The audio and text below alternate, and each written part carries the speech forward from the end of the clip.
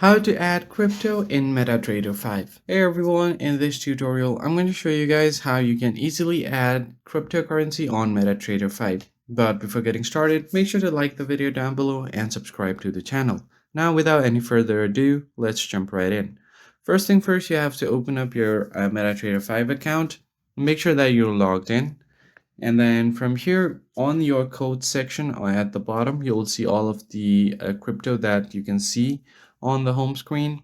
And if you want to add some crypto here, what you want to do is head over to the plus icon at the top right corner.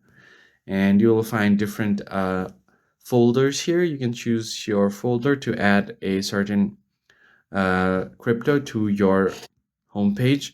So here is all of the crypto listed in alphabetical order. So just tap on this and it will automatically be added. So as you can see, there are a lot more crypto added to my home screen now. I'm just going to add some more.